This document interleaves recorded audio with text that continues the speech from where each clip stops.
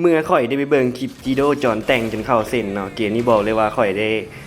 เพิ่มระบบอัปเกรดให้รถข่อยเนาะได้มี GPS หรือว่าล็อกเป้าหมายอัตโนมือ บอกเลยว่าโหดจัดเนาะมาจังหวะนี้เห็นอาดัตโยเลนกลางแวบๆเมื่อกี้นี้เกมนี้สิไล่ต่ำได้ตัวเดียวเนาะ เจอแล้วเปิดเทอร์โบไปเลยจังหวะนี้ไปเห็นก็ว่าต่ำถึกเนาะถึกแล้วก็ตุ๋ยพร้อม โหดเกินสำหรับไผ่ที่ว่าคิดจะเล่นจอนแต่งเนาะพยายามขับรถให้มีความยืดหยุ่นเนาะหลบสิ่งกีดขวางหรือว่าซิกแซกให้ได้เนาะมาเบิ่งช็อตนี้ฟิกเกอร์นี่เสยเลยอาดาโอ้คิดว่าเจ้าสิรอดซะบ่ทีโดจอนแต่งได้เว้าไว้ว่าเนาะจอนแต่งบ่สำคัญที่ไผอยู่หลังพวงมาลัยเพิ่นว่าเอ้ยจัดไปจังว่านี่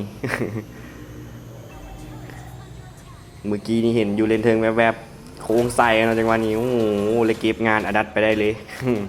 บอกเลยว่ารอดง่ายเนาะถ้าจอนแต่งได้ล็อกเป้านี่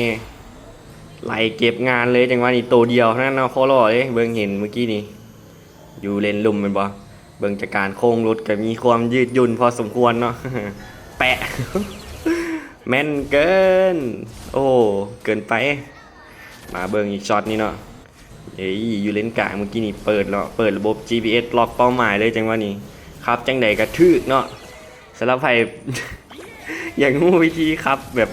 ไล่ต่ำได้ตัวเดียวนี่สามารถสอบถามมาได้เนาะหลังจากที่เขาไล่ข่าวเทวาเนาะมันข่าวคือมันเฮ้ย